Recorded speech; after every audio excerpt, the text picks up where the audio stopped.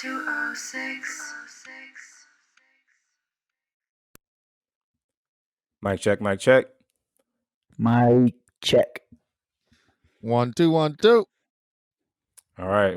What's good, everyone? Welcome to another reflection episode of the 206. So we were debating, or reflecting, shall I say, between the three of us, how we should kind of go about these reflection episodes. We are originally thinking to do it after each episode, but then we decided that might be too much. And then we were thinking maybe we'll do it once a month. And then but then we kind of want to do it more frequently than that.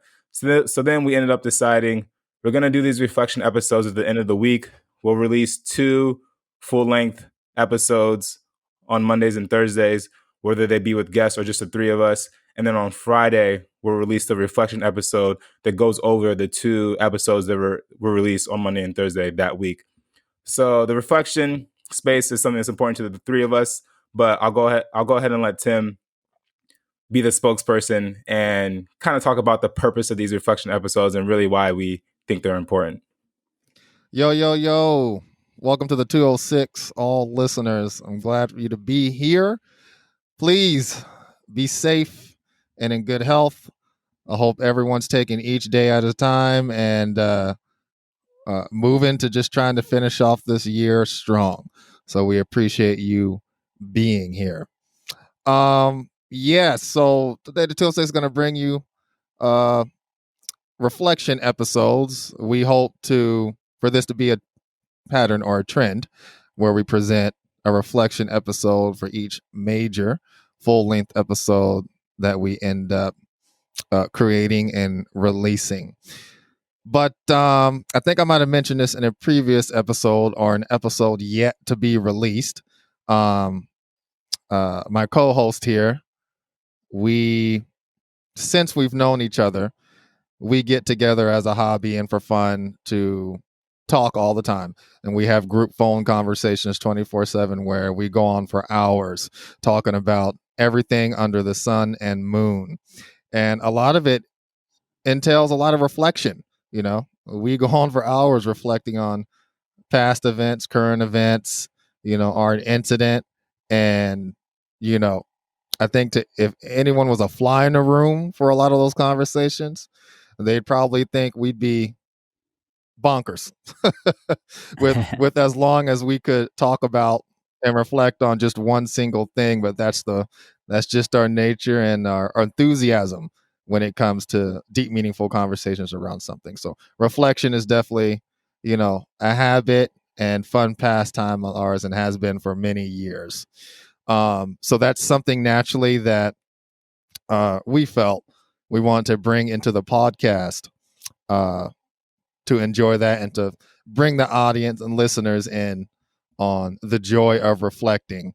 The other half of the reason and purpose behind that has always been definitely a huge mandate and core of my personal life.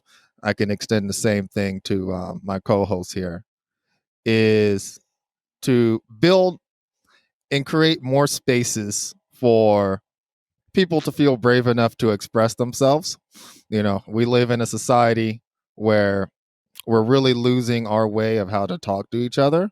And part of that is how often we are able to internalize and reflect on our life events and circumstances day in and day out. And if we don't do that enough, it definitely contributes to our social anxiety and apprehensiveness when it comes to just communicating with each other. We text, we feel comfortable texting all the time, behind technological devices, and it's certainly playing its hand into, the lack of communication this day and age. So hopefully through these reflection gatherings, we're able to promote and encourage, more reflection and internalization, with whoever's listening. For myself, I try to encourage the same thing in just my personal one-on-one interactions with many of my social circles. And there's a lot of takeaways. There's a lot of insight to be taken away from reflecting. And we really hope we're able to generate some enthusiasm, if not passion, towards all of us reflecting again and, enjoying reflection. So that's kind of our idea behind these reflection episodes. For those who are able to listen and have time to indulge, we hope you kind of take away that sense and take away a lot more from it. Here. No doubt. But yeah, that's So that being said, you guys want to go ahead and so we released the Nava episode on Monday and the Steven episode on Thursday. So I guess we can just open it up to thoughts in regard to either one of those two episodes. Yeah. Oh no, Jason, I'll throw the frisbee to you. I'm throwing it to you, buddy. Go ahead. All right. Well, yeah, let me also say hello to everyone in the virtual world, digital space that we come together here. Echoing sentiments. Thank you, Tim, for sharing about the reflection process and the opportunities it can provide. And so, with that being said, thinking about our episodes here with Nava, maybe start with Nava. A few things. We'll start with Nava. That name. Can we just talk about the name a little bit? I never met anyone with the name Nava. I think Nava sounds so good. It reminds me of one of those, I guess, new trendy sports drinks. That have the majestic colored falls in the background. It says, Nava. Quench your thirst. Love it. That's just the vibe I get. I get goosebumps. Checking in with Nava and ask her, if you were a sports drink flavor, how would you define that? That might be part of our future reflection in general. What flavor are we if we were a sports drink? Anyway, I'm with Nava. Yeah, I'm absolutely. I love the name, of course, and I think maybe that I'll use that as kind of one of the reflections I had, which had to do with Nava as a she identifies as a Persian woman or a Persian American woman. I'm not sure. Forgive me, Nava, if you're listening to this. I'm not sure exactly how you might use the words to identify. What I wanted to comment on was about her culture. She mentioned the close relationship, with her hair. And then when she, when alopecia came and she started to lose her hair, how the way I kind of heard it was how that started to almost like she's reflecting on her culture too, and her identity as a Persian woman also, and what that meant. And that's powerful, right? Just like the name it has power and there's a meaning. I don't know what Nava's name is, like what it means, like if it was translated into English or something. If that's the way to speak on it, I'm not sure if I'm speaking on this accurately. So forgive me if I'm not,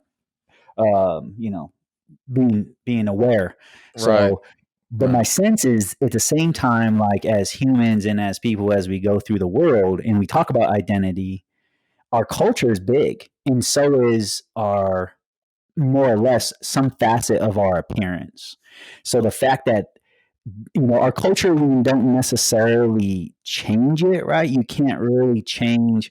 Oh, I identify with this heritage, or this is where my ancestors are from, and these are some of our ways and our teachings. Like those are things to be celebrated. And at the same time, when we talk about appearance, we do see how that can disappear pretty quick. How like an image of ourselves might get eradicated, not because of a choice we made. Right. Like we might be bold and say, "Oh, in my culture, it's appropriate for me to have long hair," and we say, "I'm gonna be bold. I'm gonna cut it off for whatever reason."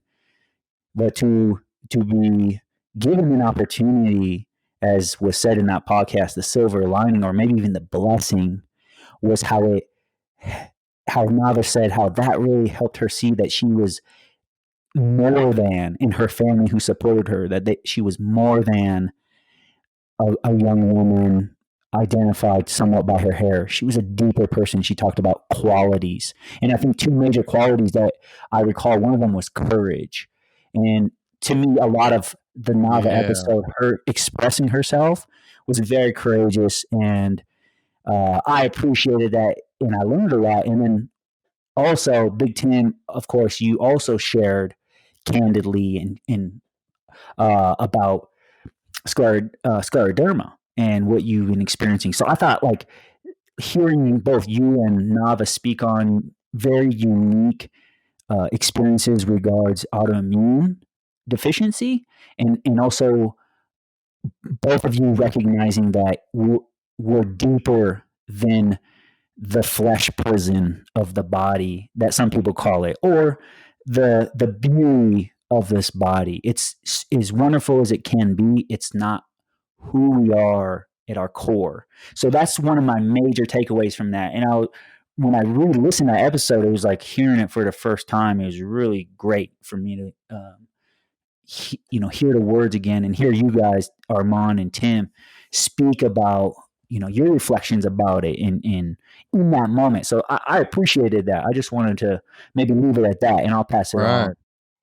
Yeah. And just to add on real quick before I put the boomerang to you, Armand, the hair. I mean, I didn't even think about women's identity as it relates to hair until like maybe midway, almost towards the end of that in particular episode. And Persians, Persian culture, Persians, known for their hair and stuff. And she did mention she had 3 sisters, I believe. So for her to be able to mitigate and navigate her way with whatever it took for her, with all the support to her to really embrace an identity and, break the appearance or obsession with appearance in this country and really just find a place within herself where she's comfortable, with her identity, with all the challenges that comes with hair being a major part of, I can only speak for this country, American identity. It speaks volumes, and that most definitely takes a lot of courage. So that was definitely, as you touched upon, that was great when I arrived in that headspace. It was really good. Yeah, so as you guys were talking, the biggest thing that came to my mind is, I know Nava for what, 27, around 3 years now. And as I think she demonstrated on the podcast, she's a very mature and wise person. And originally, anytime people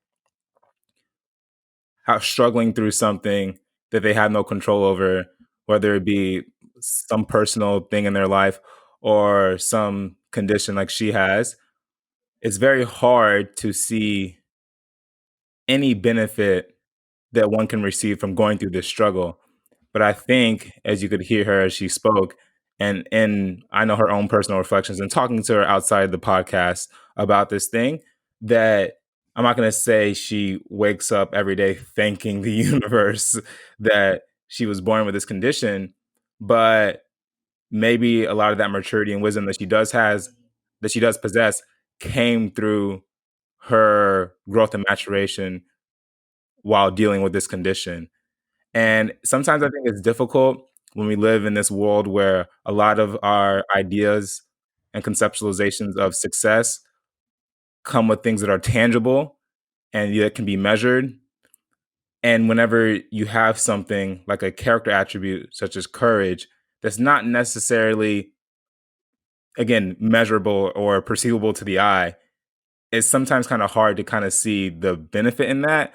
But I think as you grow older and you mature, you realize the importance of these things and how valuable they are, even though, again, you can't just like look at it like, oh, I have this house, I'm successful, right?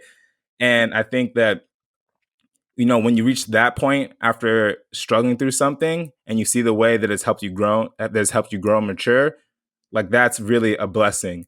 And I think that she's on the other side of that. Like I think she can look back on her struggle growing up with this condition and where she is now and honestly view it as a blessing. And again, anytime when we're at the beginning of these things, these trials and tribulations that we go through, is extremely difficult to see it as anything other than negative.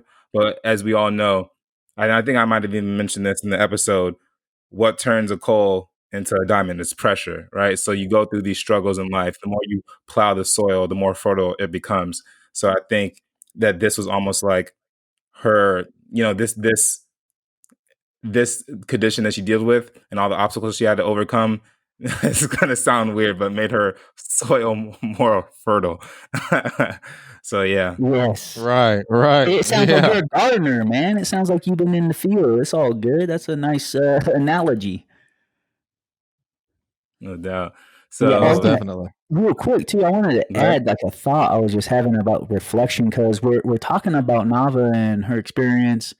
I referenced Tim, um, also on your experience, but and at the same time, I'm also thinking about all of at least in Nava's case, she referenced specifically her older sister as well as her other sisters. But it would be really interesting to hear about from her sister or her family and what alopecia and with Nava's journey with alopecia, how that's Yes. what her family has learned Yes. from that. What her older sister, right? Like she what was her name? Armand, her older sister. Remember? Vadi. Vadi, shout out Vadi because she talked about Vadi as a fifth grader, giving following her into the bathroom, seemingly, the serendipity of her not having her recess time or whatever it was, seeing Nava her wig fall off in front of in the playground in front of all the kids. In terror, she runs to the bathroom and she's followed by her sister who's fifth grade and gives her a really what I heard when the word she used and who knows what it sounded like back then, but like it was so profound. Talk about the wisdom of this individual, and I would wonder if what she would say about it. Was that a turning point for her too? Did Vadi have like that? Was she always ready like that, or was that like a moment where she stepped up and like so? She raised up her awareness, and at the same time was able to assist and raise up her younger sister's awareness and then move forward. Just stuff like that. It'd be very interesting to kind of hear the dynamics of how families and friends are affected by the various challenges we think we're going through by ourselves, but in reality, they're shared with people who love us and who are around us. Exactly. Absolutely. Absolutely. Yeah, that was definitely one of the highlights of that episode was when the wig fell and the sister happened to be around. So much fortune and luck being in that in particular instant, but so much fortune in general for you know the amount of family support she had throughout this process. And as we know, not all of us have family at all, which speaks to the volume of just having family in general as a support structure. And I remember saying that to her, it's very blessed to have family there, to have sisters that attended the same schools as she did, to help regulate and help weather her high and low points with this condition in school for sure. That was definitely one of the. And I want to add to that. Armand mentioned the gyms under pressure analogy. And that's absolutely true. I think I clearly remember you bringing that up. But she also mentions the egg analogy, where she talks about the bird hatching from the egg, and that if the bird doesn't use its own wings, to crack out Yeah, of the I remember. shell, it won't grow the proper muscles, which is, another perspective on hardships and the fruits and rewards that could come out of it. And one thing, which is probably my most exciting part of that episode, was when Nava took hardships and placed it in a spot of obscurity. She explained how some hardships are harder to identify as tests. She kind of touched upon situations where individuals may be doing um, a little bit better off, maybe materialistically in life, and that hardships are generally just thought of just like, very visceral, tangible accidents. Maybe like a car accident, or maybe being homeless on the street and stuff. But it's really on the opposite side as well, where you're may not be necessarily going through anything visceral, but say maybe you have a social circle or a couple of friends who are, really going through some type of hardship and stuff. It's just as much of a hardship for you as a potential confidant to be able to empathize with another individual who say maybe going through a whole different set of unique hardships.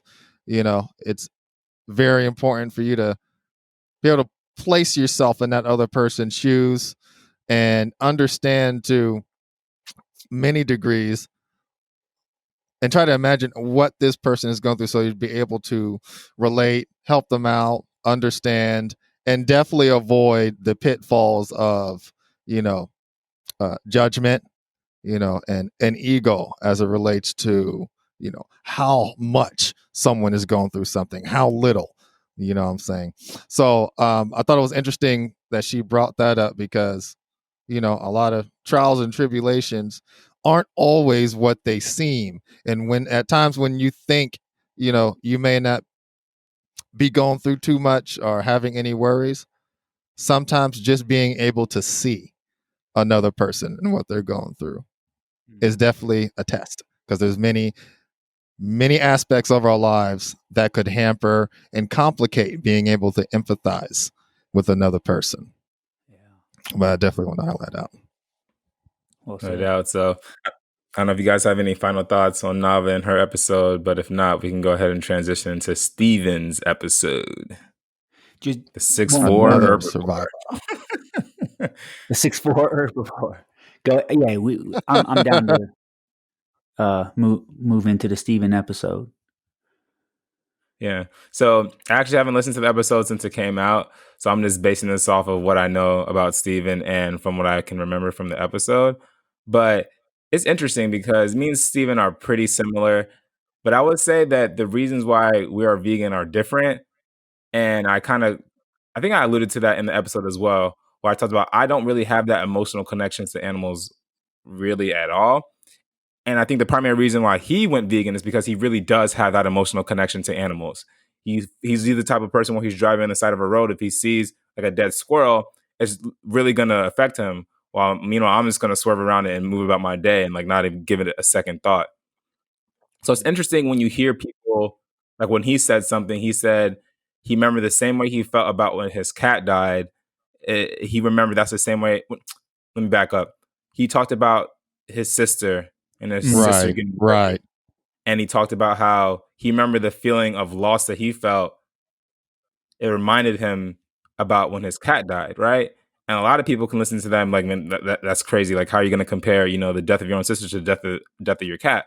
But in the day, that's how he felt, and that's how. And maybe even if you don't, you can't relate to it. If you understand that's how he's saying he felt, then you can begin to maybe understand people that come from his perspective when they really are vegan for the animals, why they can be so passionate about it. Because Right. if they are able to empathize on the level that most people can empathize on when it comes to other human beings and feeling the loss and suffering that comes from that, if there's a group of people out there who are really feeling the same way about these animals, then you can really imagine how it's hell on earth for them. Because for me, again, I would say for lack of a better term, have it easy. Like I don't feel the loss of animals at all. And again, that's not really the reasons why I'm vegan from like that emotional standpoint. I get it from a logical standpoint and like an ethical standpoint. It makes sense to me, but I don't feel it on like in that eternal emotional feelings. But I kind of understand like Steven at times when he's really, and again, I know him, he's one of my best friends. And when he's doing his activism and he's talking about it, I can see how like it really affects him and how when other people make casual jokes about certain things, how it's like it really gets underneath his skin.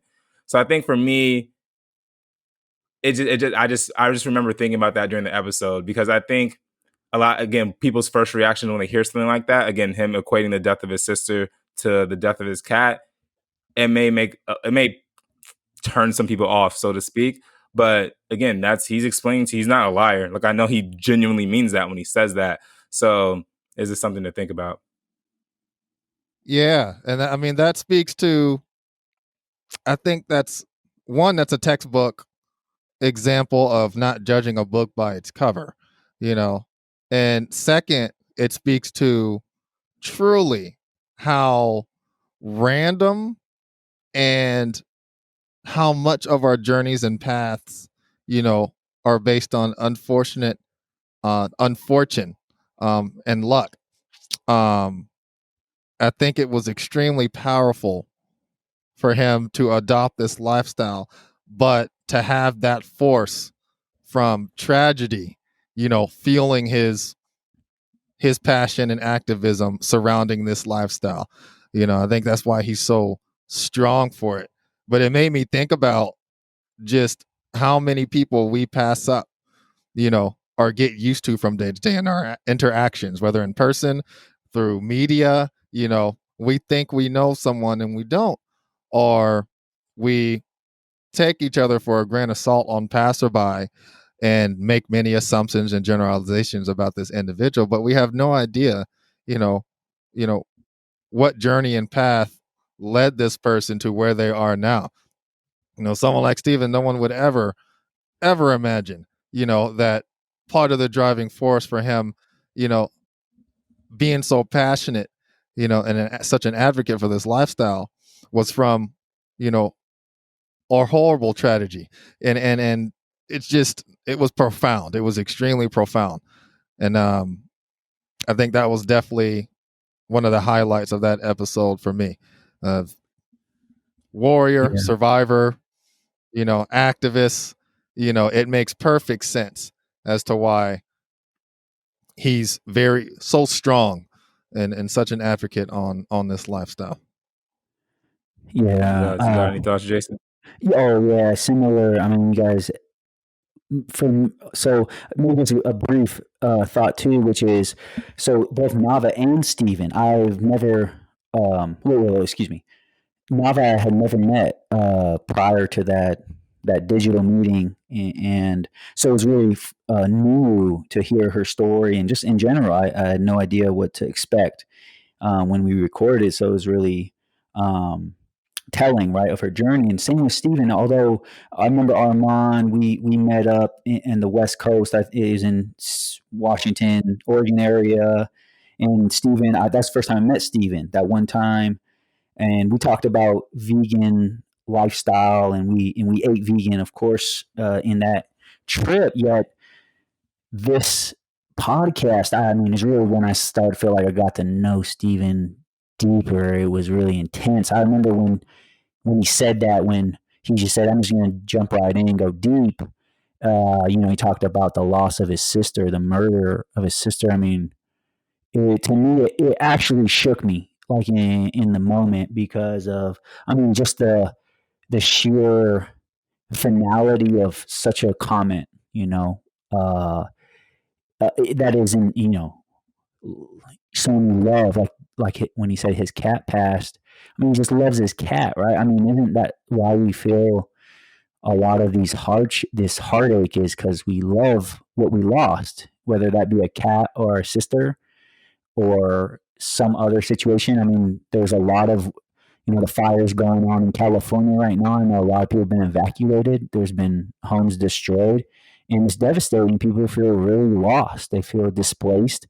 Their home burned down, but you think, well, I mean, hey, you still have your life. Maybe no one died. Like, yeah, but we got to grieve what we lose. And in my sense is, I just want to support anyone in their process of grief, whatever it is, or whatever you're going through, because no one has the right to tell you you should feel this way or that way. Like, how can someone who doesn't live your life, have your experiences, think your thoughts, feel your feelings, try to say what you're feeling or thinking is right or wrong? I think it's a great disservice to actually being part of a community.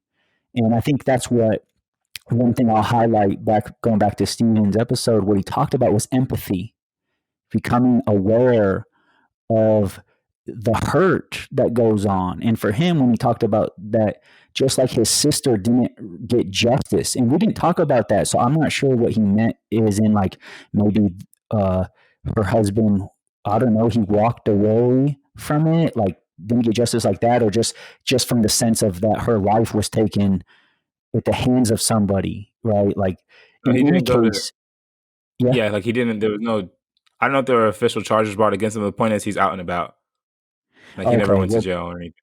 man, yeah. See, that's a very. I could only imagine the difficulty of the situation, knowing that someone had taken the life of someone you love, and that they are out and about. Again, I don't know these individuals and this person, who I can't imagine what you have to be going through in life to justify taking someone else's life. And I think that was the power of Stephen, when, at least for me, when he said empathy, because he related it also to animals. And I also, like you, Armand, in my sort of plant-based nutrition, I'm mostly plant-based. My emotional reasons for eating meat at times or animal products has to do with being a guest in people's homes versus personal desire. But I don't want to offend people if I'm being served food, so I usually will eat whatever it is. But going back to this idea of empathy, some in our society, at least here in the United States of America in general, and maybe in different parts of the world, we are very cavalier about death and murder, not only from the sense of like our food, but also our entertainments. We glorify violence to such a degree that thankfully most of us are sensitive to the idea of murder of a person. That sounds alarming, but how many of us are sensitive to the murder of an animal or the killing of an animal?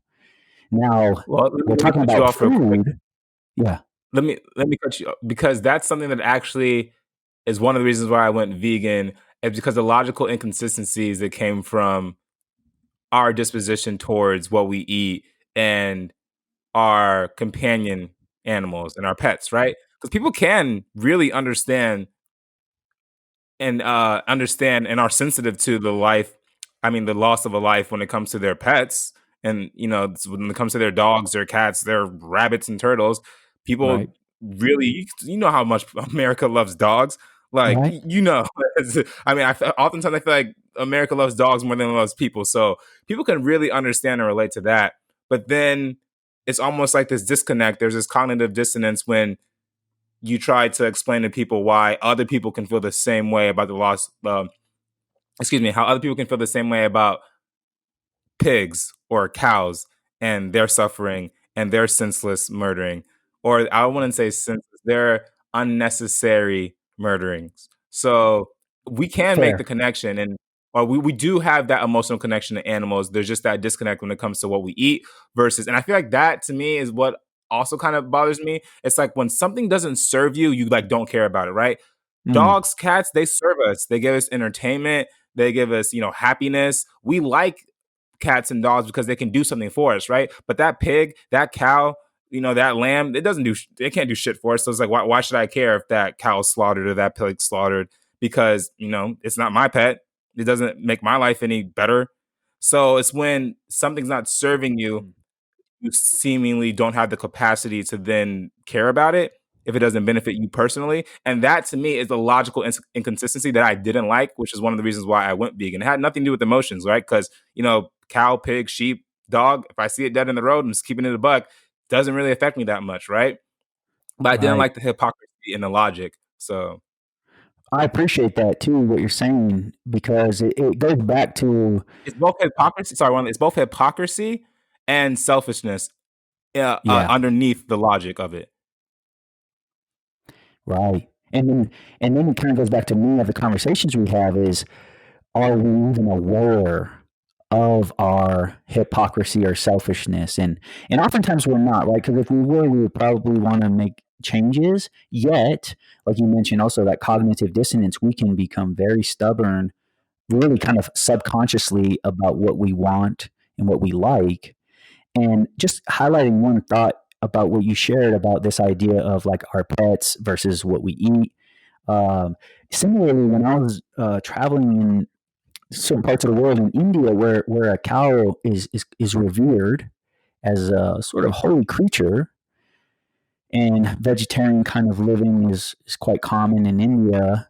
And of course, there are some who are eating meats of various kinds, of course, in those parts as well. Yet culturally, it's less common. But also, what's less common is, and I want to highlight one other thought, which is to eat, to be a person.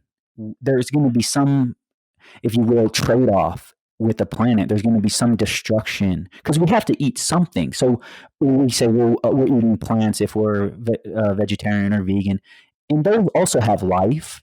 A plant has a life, and so we're in a way we're killing There are that gonna be plant. so many vegans that drag you for that comment, bro. Well, the only thing I want to mention about it is valid, at least from one of the teachings that we heard, like in the yogic way, when I was out in India learning from some of the rishis, the yogis in that area. They talked about it goes back to this idea that you shared about it's not senseless per se the killing, but unnecessary is where maybe the argument can where the conversation can start because the idea of there's going to be some impact we have on the world, but what is it? And in the yogic way, what they were teaching was how do you impact it less? How can you become less impactful on other living beings? So although yes, I'm going to take from this earth, I'm going to take this plant, or or not, it still has there's still a choice involved. And so that also, I think there's a difference of impact on the complexity of it, right? I think a big reason why we we don't approve of murder because we relate to what it is a person, right? It's the idea like I can personally really relate to of me being killed for someone's reasons that have no one consulted me, right? Like this murderer didn't consult me before they killed me. That everyone can relate. That's a really tragic situation. What about the injustice with that? So, but once we start to move away from the thing that's similar to us, it becomes less intense, right? So, and again, if we're talking about meat from a cow or meat from a fish and a cow are quite, biologically different, and the complexity of them are also different. In like manner, when you go down the line and you start moving toward vegetables, it's even less relatable when you talk about the life of a plant when you eat it. So, yet and still, it's less relatable because it's quite different than us. So it makes there's a logical progression in how the justification of something that's less similar than us, we have less attachment to or less empathy for, if you will. So to bring it kind of back full circle with that thought is this to have empathy to me is what I kind of wanted to highlight as a profound for me with Stephen was for me what I really believe when we think of in our lives when we make choices from that perspective. What is the impact of my choices? And he talks about it from going from not eating meats, being vegetarian, to becoming vegan, to not wearing leather, and a lifestyle and a philosophy. And I didn't even know about like veganism as a philosophy, really. Yeah, me neither. So yeah, I'll pass it to you, Tim, if you want to go on, jump into some of the reflections with Stephen. I think I've shared quite a bit. Yeah, well, echoing off what you and Armand said, it is, there's a lot of frustration, concerning being able to parallel, a lifestyle, a belief with maybe their core belief or a normal way of seeing things that they've, lived with. And I really think part of the core of why it's so, frustrating or hard to see sometimes is that we are still in the process of coming out with more regulating ideas and systems to help us better understand how we tick. Hunger, I think, there's a lot of things human are pre-programmed to do as it relates to hunger and as it relates to survival.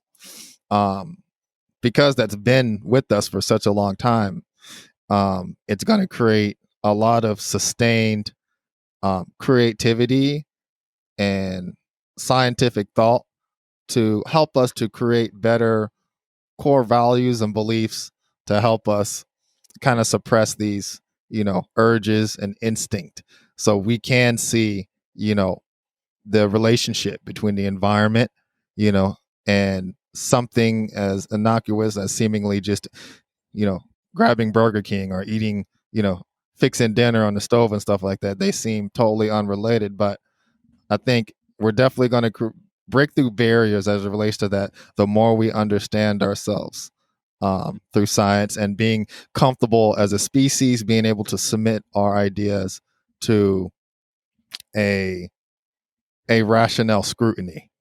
I think that's one of the things that is beating us up really bad collectively is our unwillingness to confront very uncomfortable thoughts.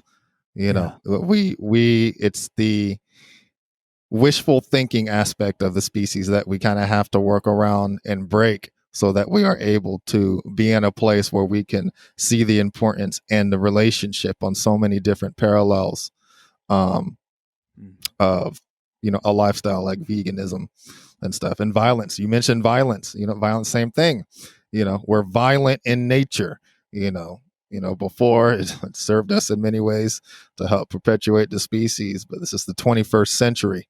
We don't need to be violent anymore. It's why we have laws and education, and philosophy and government. We've came a long way in turning our ideas, something we can't necessarily hold, like food in our hands or money, into something that's so powerful that it makes no sense why we can't touch it. You know what I'm saying? But that's something, as I was listening to you guys, what I was thinking about is how once we embrace our ideas and learn to operate on a new agreed upon set of values and standards, it will make it easier for us to be more open-minded when it comes to learning new ideas. Change is always hard, and I think that's hard for our species in general. But the more and more we encourage our society to, have fun and be curious and be passionate about learning new things, then I think as we progress and learn more about our environment, what the food is doing to us as we're, ingesting it, then the more visible, all around we'll see these changes come about. Yeah. It is tricky. In the interest of time, I just want to make sure we wrap this up pretty soon because I know we were trying to make these episodes, operative word, trying to make these See, episodes audience, shorter. this is what I was talking about before, audience. We can go on and on and on, but it's very important to reflect like this, because you never know in hindsight. That's probably almost like a law of life, honestly, is that a lot of individuals learn so much more in hindsight versus just simply being in the moment. And the more you have more people to bounce this information back and forth on, then the more likely it is that you're able to take away more insight to possibly incorporate into your life in many different ways. Right. So yeah, this is a pure example. So the last thing I will say, because I know veganism and our diet is it's a triggering topic, and it seems to be True. it is very polarizing. So I just wanted to, I guess I don't want to say put a disclaimer, but I'll just say this in regard to the statements I made a little bit ago.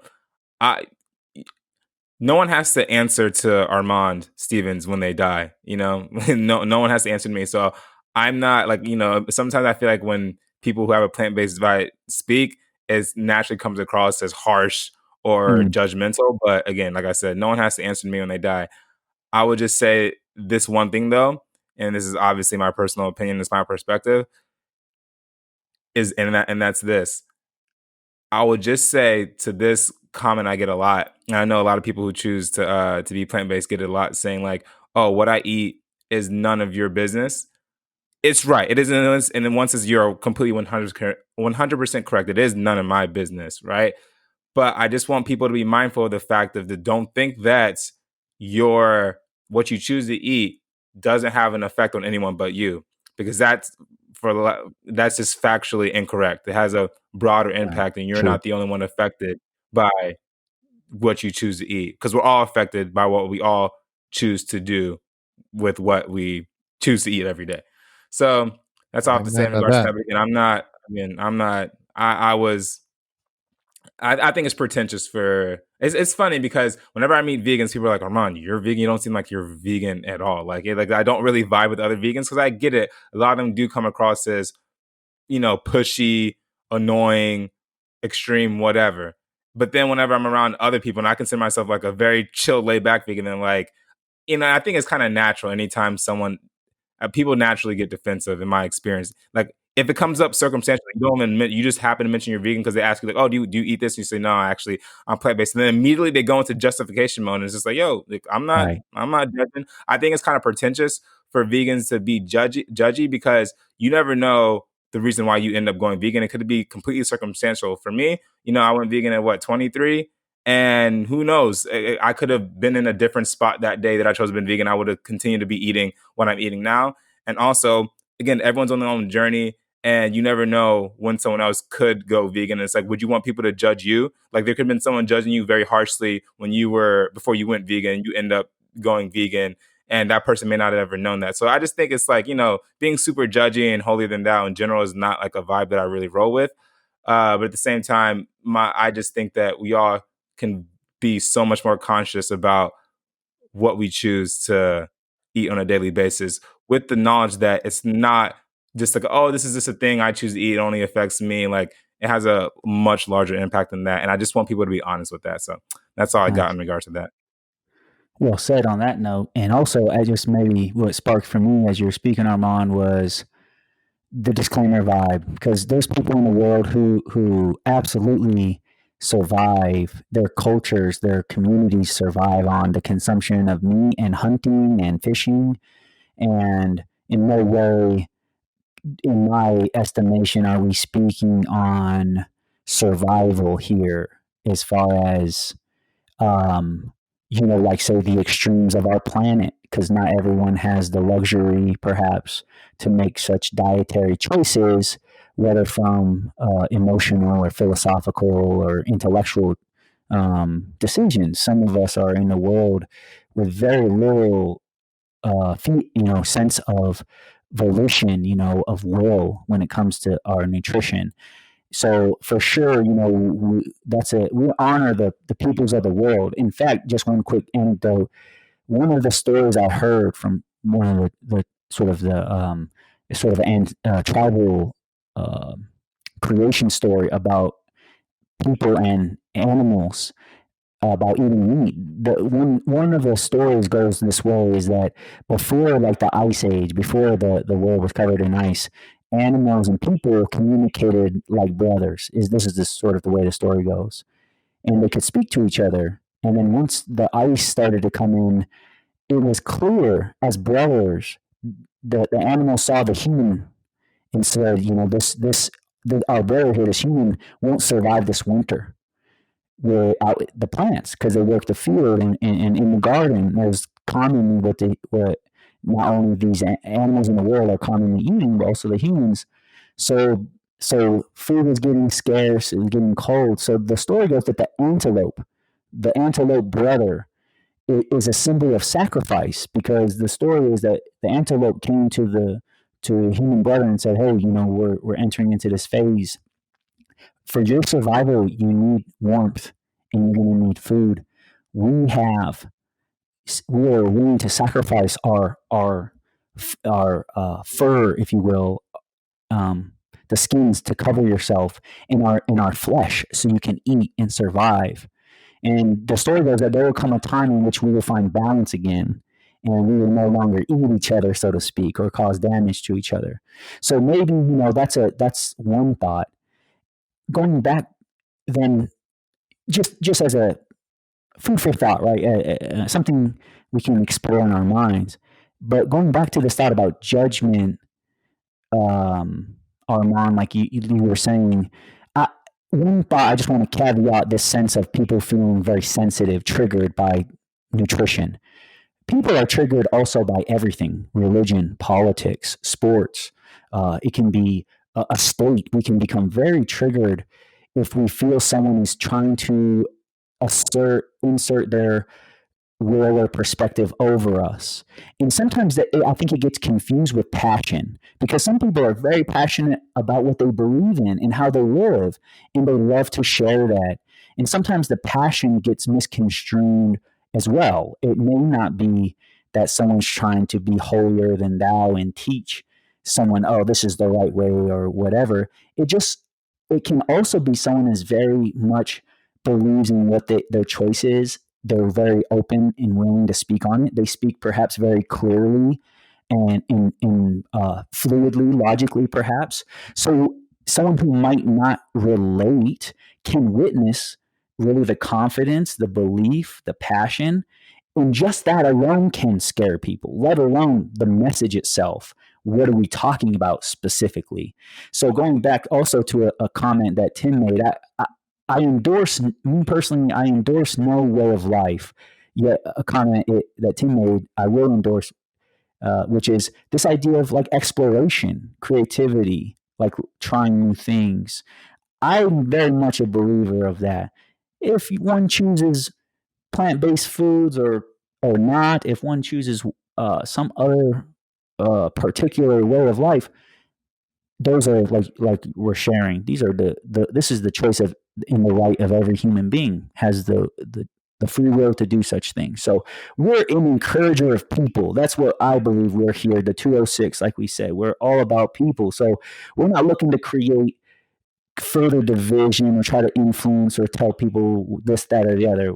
We're genuinely interested in people, ways of life, different approaches toward learning, and different approaches toward community and being aware. So just as a further sort of disclaimer, we got love for everyone, all the sentient beings for sure. The 206, and just want to leave it at that. No doubt. I think we could wrap it up there then, unless you had any final thoughts, Tim. Yeah, man, I'm trying to hold back. There's a lot. There's a lot. Yeah. Like every time my fellow co-hosts speak, I'm like, oh, good one. Okay, let me just say this. Man, this seems very, very upscale. Real quick, just one last analogy. For those who like anime, there is a popular anime out there called Attack on Titan. And I very much feel that Attack on Titan is so tight. Wait, Tim, I didn't know you actually started watching it. You finally listened? Hey. I recently started rewatching it, and I finally made it past the second season. Dog, Mikasa, oh my god! Like, sorry, go ahead. Yeah, she's so tight, bro. But Aaron, who's the main character, and let me, you know what? Scratch that, audience. Forget Attack on Titan. Forget the main character. I could bring him up later. I think Naruto's better. Everyone knows Naruto, correct? For those who don't, please, I encourage you to watch Naruto. But Naruto is the name of an anime series. It's actually the name of the main character, and the whole series, kind of, features a lot of characters, and they go real deep behind a lot of the character development, a lot of characters. But Naruto's the main character, and it still kind of floats around Naruto. In this anime series, one of his iconic abilities is the ability to be able to copy himself, to split himself into many copies of himself and overwhelm his opponent.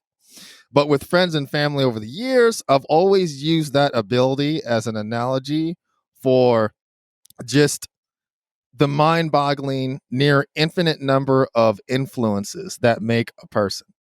Culture, at least in sociology, is there'll never be a time where we can come together on a set agreed number of cultures. That will never be the case, because culture is literally the amount of influences that make up you. And when it comes to that ability to be able to split himself, I told friends and family, just imagine that there's a bunch of people behind you, copies and parts of yourself constantly following you no matter where you go. So me and my co-host, if we're sitting in the room and I decide to flip a switch and I wanted to see all of Jason and Armand's influences behind them, the room and literally the building we're in would probably buckle and collapse on the amount of people that symbolize the influence that would be jam-packed inside that space. If people could just go through life and look at each other as an individual with an untold amount of just influences standing behind them, then I think it will come easier to really just be patient and non-judgmental when it comes to just meeting anyone, and you're just now learning about their beliefs, and their values, their language, whatever it is, their norms, what they consider as norm. And the likelihood of an understanding, being reached in a very positive way is just super high. So, thank you, Nava. Thank you, Stephen, very much for your transparency and honesty. And, same thing with our audience and my co-host. We are literally, there's just many influences following us no matter where we go. If we have that fundamental understanding, learning about each other can be not just, kind of feel like a task. Oh, this is the right thing to do. We should do this. It's exhilarating. It's invigorating. But I'll end it there. No doubt. And I think that's a great place to end it. So once again, thank you everyone for listening. I never thought I'd be this guy, but yes, I'm going to be that guy. Go ahead and smash that like button. Put your thoughts down in the comment section below and like the video. It really helps us out. And until next time, we'll catch you guys soon. Peace. All right. Deuces.